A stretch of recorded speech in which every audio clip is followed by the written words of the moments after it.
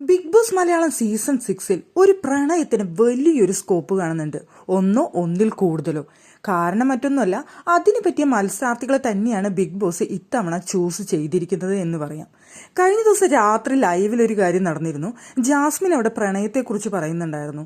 പ്രത്യേകിച്ച് ഉമ്മച്ചി പറഞ്ഞിട്ടുണ്ട്, പ്രണയത്തിലൊന്നും ചെന്ന് വീഴരുത് മോളെ എന്ന് ഉമ്മച്ചി പറഞ്ഞിട്ടുണ്ട് എന്ന് പറയുന്നുണ്ടായിരുന്നു. അതെന്താ കാരണം എന്ന് വെച്ച് കഴിഞ്ഞാൽ, ഇവരുടെ ഇന്റർവ്യൂ നടക്കുന്ന സമയത്ത് ഗബ്രിയെ കാണാനായിട്ട് ഇടയായി. ഗബ്രിയെ കണ്ടപ്പോൾ ഉമ്മച്ചി ഒരു പ്രത്യേക നോട്ടൊക്കെ നോക്കി, എന്നിട്ട് മോളെ വീഴല്ലേ എന്ന് പറഞ്ഞു എന്നാണ് അവിടെ ജാസ്മിൻ പറയുന്നത്. ആ സമയത്ത് അവിടെ റോക്കി വിട്ടുകൊടുക്കുന്നില്ല. റോക്കി ജാസ്മിനെ നന്നായിട്ടൊന്ന് കളിയാക്കുന്നുണ്ടായിരുന്നു. എത്ര പ്രണയം ഉണ്ടായിരുന്നു എന്നൊക്കെ ചോദിക്കുന്നുണ്ട്. ആ സമയത്ത് അവിടെ ജാസ്മിൻ പറയുന്നുണ്ട്, എനിക്ക് കുറേ പ്രണയങ്ങളുണ്ടായിരുന്നു, എന്നാൽ എൻഗേജ്മെന്റ് ഒക്കെ കഴിഞ്ഞ് മാരേജ് വരെ എത്തിയ ഒന്നുണ്ടായിരുന്നു, പക്ഷേ അത് മുടങ്ങിപ്പോയി. നിലവിൽ ഒരുപാട് പ്രണയങ്ങൾ ഉണ്ടായിട്ടുണ്ട് എന്ന് പറയുന്ന സമയത്ത് അവിടെ കളിയാക്കുന്നുണ്ട് റോക്കി.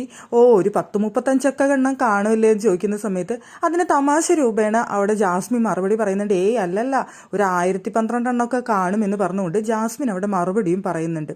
എന്തായാലും കഴിഞ്ഞ ദിവസം ലൈവിൽ നമുക്ക് കാണാമായിരുന്നു, അവിടെ റോക്കി ജാസ്മിനെ കളിയാക്കാൻ വേണ്ടി മനഃപൂർവ്വം ചൊറിഞ്ഞുകൊണ്ടിരിക്കുന്നുണ്ടായിരുന്നു. ജാസ്മിന് ചെറുതായിട്ടൊക്കെ ദേഷ്യം വരുന്നുണ്ടെങ്കിലും പക്ഷെ ജാസ്മിൻ അത് തമാശ രീതിയിൽ തന്നെ മറുപടി കൊടുത്ത് അവസാനിപ്പിക്കുന്നുണ്ടായിരുന്നു. അതുപോലെ തന്നെ നമ്മൾ കണ്ടിരുന്നു, റോക്കിയുടെ തലയിൽ കളർ അടിച്ചിരിക്കുന്നൊക്കെ കണ്ടിരുന്നു.